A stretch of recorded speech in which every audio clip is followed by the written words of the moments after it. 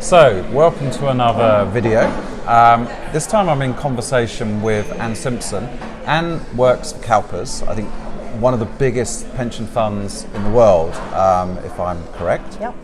I think one of your passions is around governance and the way in which investors, those who hold the shares in companies, our pension funds, many of the investments that we have, the way in which they hold the companies to account, the way in which they ensure the companies they're invested in do the right things. And you know, you probably gathered this is a theme of mine, and I was talking to Anne about this before, that you know there are rock stars like you, Anne, superstars. I don't think so. I'm like the band that's playing in the local pub around the corner. Steady on. But still get a major audience, you know, even if you are the pub singer. You know, people like you who are committing their lives and passion to, you know, and I don't want to be too grandiose, but working to quite literally save civilization, mankind, are hardly known outside of our bubble, outside of our world. Yet you will have pop stars and movie producers who millions upon, you know, billions of people know. Even people who spend their time playing video games on YouTubers, who have millions and millions, some of them tens of millions of followers, are better known than many of us in this world. And this is one of the things that I want to provide a window into our world so people can get an idea of, you know, learn about people like you, Anne, us, and what you do and why we do this. So I mean, maybe that's a good place to start. Maybe that's a good place to start, absolutely. So I guess the reason I got interested in all of this is thinking about companies.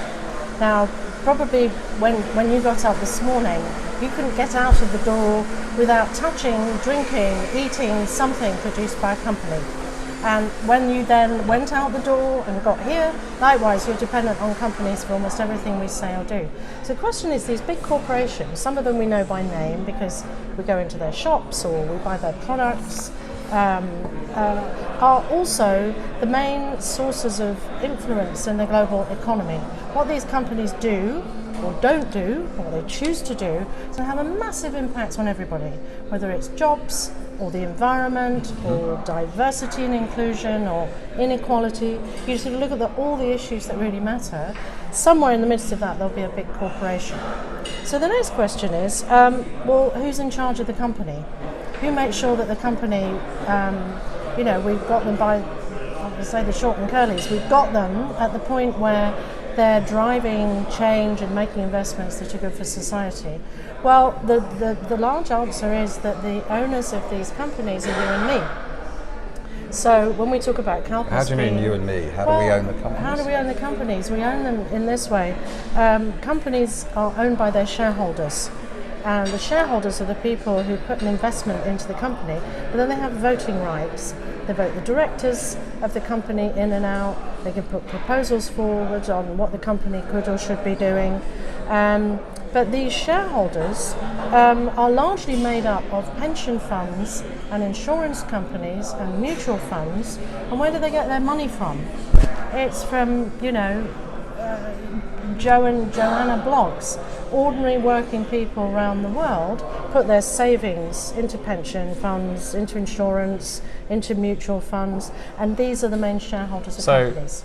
You know, Walmart, BP, General Electric, Microsoft, Apple, we own them. Yes. So we've got this point in history where we always think of capitalism as being run by some, you know, chaps with cigars and big top hats sitting in a room, playing with the world's economy. But the reality is actually that ordinary working people around the world are the owners of companies. So when we talk about governance, it's a sort of boring, fancy word for how do we get organised as the owners of companies to make sure that what companies are doing is lined up with what society needs. And we've never had that before. That's really a transition in the financial markets that's happened sort of in the last 30 years. So take Calpers as an example, with, as you said, one of the biggest thumping great pools of money in the world. It's about $360 billion. Wow. Which makes us bigger than some European countries, I should say. But the point is that we're investing that money on behalf of nearly 2 million Californian public servants who range from judges to janitors, school bus drivers, university professors, the police, the firefighters. And they're the people whose money is going into this fund So we often invest. We often talk about, consumer action, your ability to influence companies by the consumer choices, by what you buy. But you're talking about another way in which those same consumers are also shareholders in these companies. Yeah. So as well as consumer pressure, there can also be pension or shareholder pressure by those very same people. Right, exactly. So let's take an example like climate change, which is something for the next generation. It's going to hit them much harder than it'll hit you and me because we're too old and we'll be out of it by then. This last summer seems to have been a wake-up call. Well, yes. That's true. Fair enough. But the point is, the companies. We looked at the Calpers portfolio. This is all the investments that we have in companies around the world, and there's 11,000 of those companies, all the way from the US, Europe, Asia. We found that less than 100 of those companies are responsible for most of the greenhouse gas emissions. Just 100? Yeah.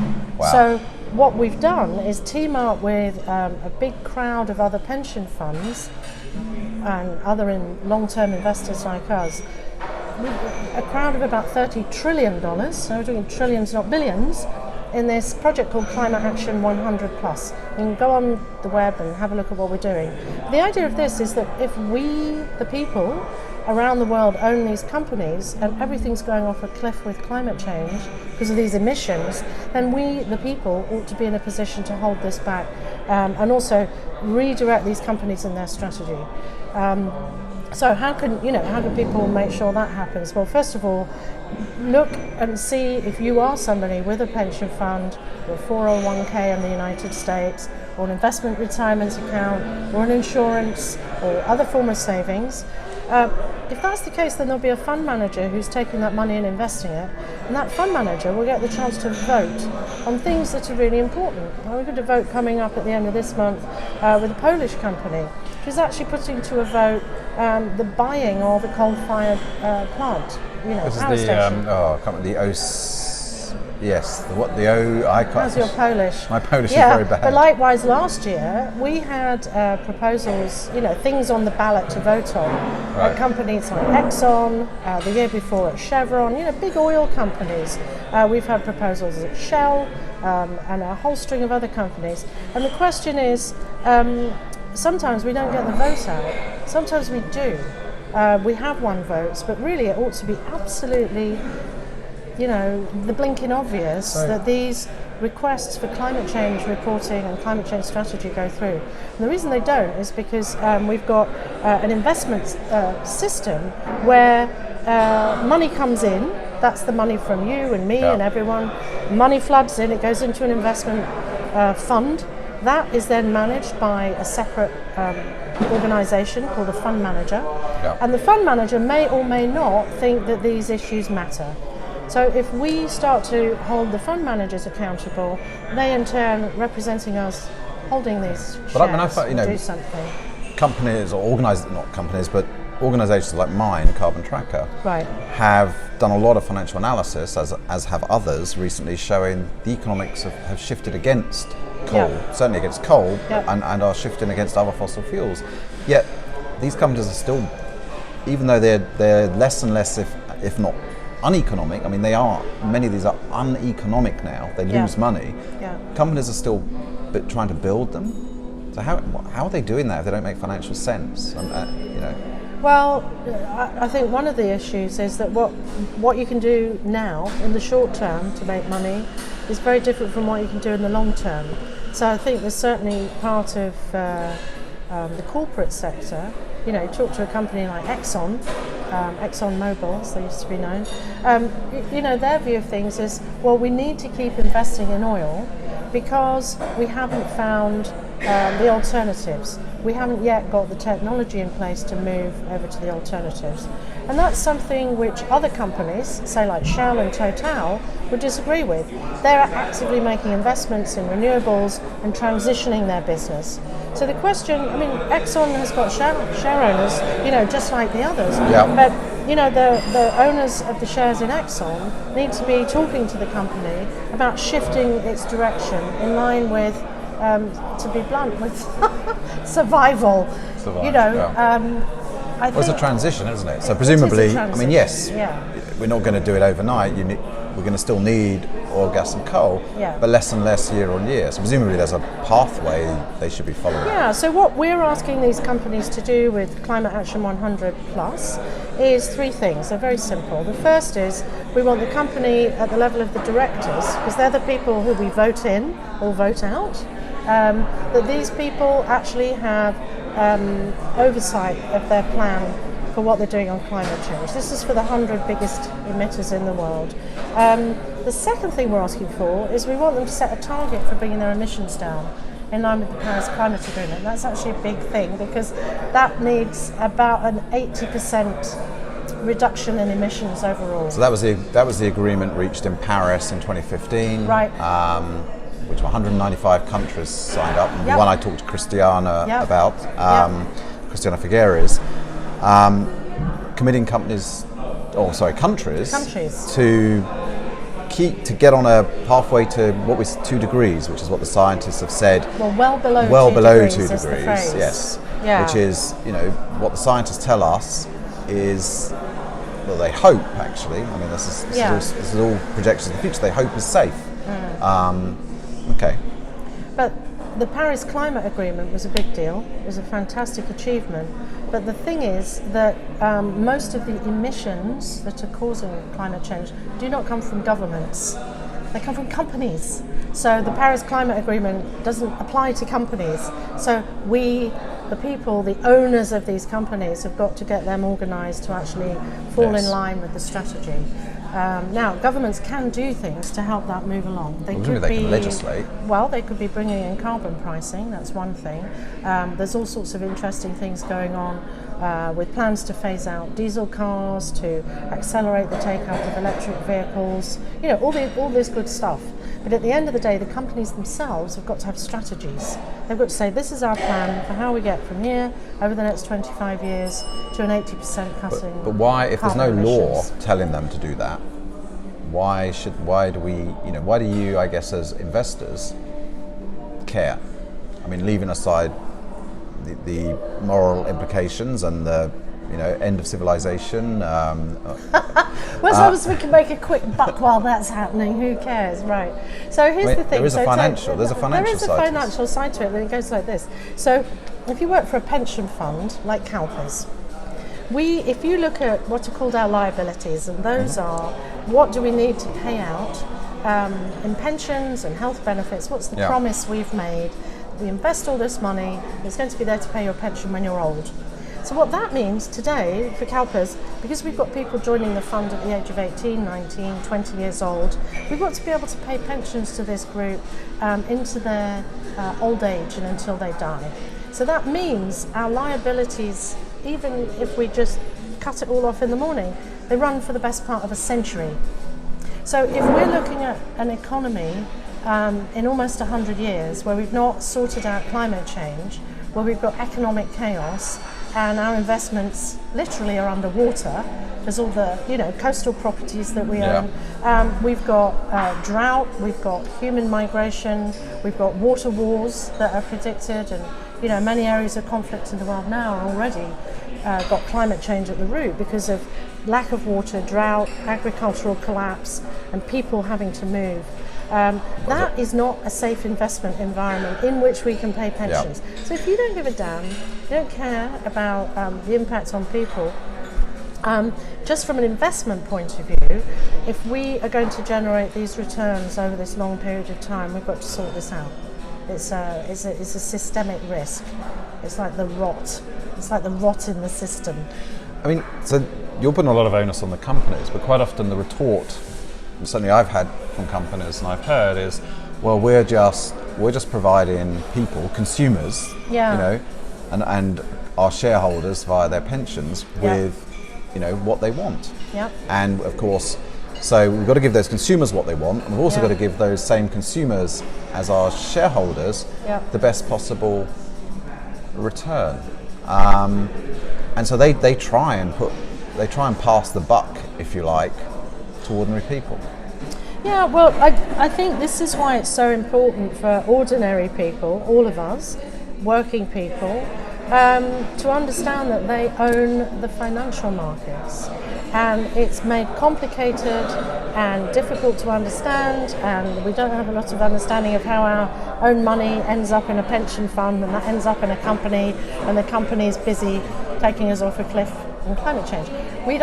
But we need to demand that kind of radical transparency and accountability, and that's really where it's time to start using technology to organise investors. We don't have enough activity at the moment around this. You're talking about YouTube and millions of people wanting to watch video games. Well, people playing video games. Well, that's lots of fun. I get that. But imagine, that's a big question. Why aren't we interested in what's going on with where our money's being put? We're not watching that either for fun or for understanding. There's no real participation in the system, in the financial markets. And I think I was talking about this book, New Power, which my daughter, Frances, gave to me to read. And the thing about this is understanding that it's the participation and engagement bottom up that's actually changing the system. And we don't have that going on in finance at the moment, but we need to. Well, perhaps we could gamify, make some sort of Minecraft, or I think, my kids are obsessed with this game, Fortnite. Fortnite version of climate change. You could do it in real time with real money. We could actually build something. So one of the things that we're doing with the Climate Action 100 is actually building an investor portal, as we're calling it. Maybe this is similar. We should model it on a video game. But the idea is that all the investors around the world who hold shares in these companies, which together produce the majority of the emissions in our portfolio, in order for them to work together to actually track what's going on and then ultimately coordinate what's happening on votes. Because at the moment, it's all over the place. We've got investments in different places and different companies, and there's no way to draw it all together into a strategy. So that needs to happen. So let's go on a slight tangent, because you're clearly incredibly passionate about this and the impacts, and you've talked a little bit about your family, your daughter as well. Why this area? There's many easier areas to work and have a successful career in. So why this area of sustainability, climate governance that you're in so successfully? Why that? Well, I think first of all, I've always been interested in why things happen. Right, so you could look at that from a political point of view, and I have to be honest, I've never had any interest in going into politics.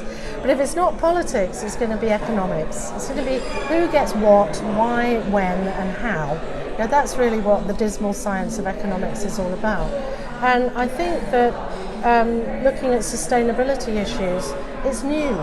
It's not something that we understand, and we don't know how to respond to it. So if you want a job or a challenge, something that's really important, it's going to affect a lot of people, where there are some what even business schools call wicked problems, a terrible misuse of the English language, but wicked problems that are not simple to solve, that have huge impact, not just on people now, but in the future, then I would say you need to come and work in this area. Because it's finance, it's about finance, it's about people, and it's about the natural environment. And if any one of those subjects interest you, bring them in combination, you've got sustainability is your So if there's someone and I'm very keen that we engage with the audience on these conversations, that people become part of this. So someone watching this wondering, how do I get involved? How do I make a difference? Whether they're 60, 50, 30, 20, 10. What would you say? Where are the places now where people can get involved, can really make a difference? Yeah, I think the good news is that during this transformation of the financial system that I was referring to, the transformation in ownership, we've also seen civil society,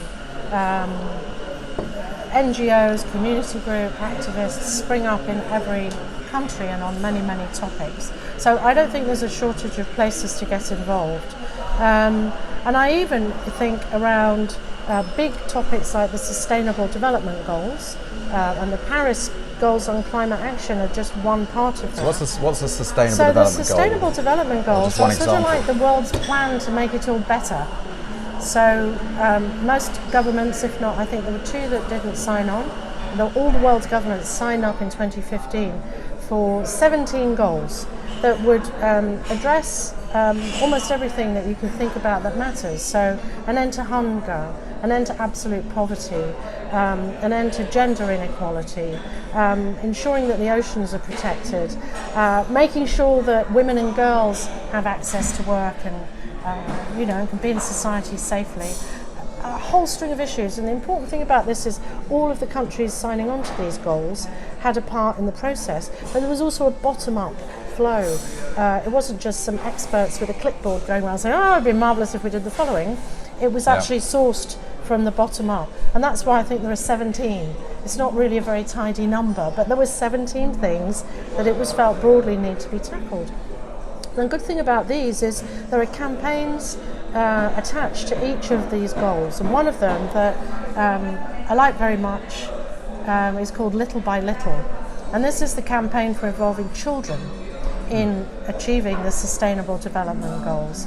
And this campaign, which you can find on the UN, you go to the UN Sustainable Development Goals website, is a way of involving children. And what they're calling for is children carrying out 2 billion acts of kindness, which is a lovely way, not just of involving children in a way that it's good for them, but that's going to be the next generation. When the millennials have become cynical and bored and tired with it all, it's actually bringing youth, children into all of this as well. So look on the Sustainable Development Goals website. Okay. There's lots of campaigns to get involved in, whether it's plastic bags in the ocean, whether it's dealing with poverty, or also campaigns which are directed to your lifestyle. One of the worries is that meat eating gets expanded. Beef particularly, the ruminants, the animals that burp and are flatulent from both directions. But these are a measurable impact of methane, the Americans say, into the system, into the global system. And as there is a growing number of cows, we're actually putting more greenhouse gases in. So the question there is, first of all, alternatives to meat, which might be vegetables. So the extent to which people choose to eat beef rather than non-methane producing animals like chickens or pigs.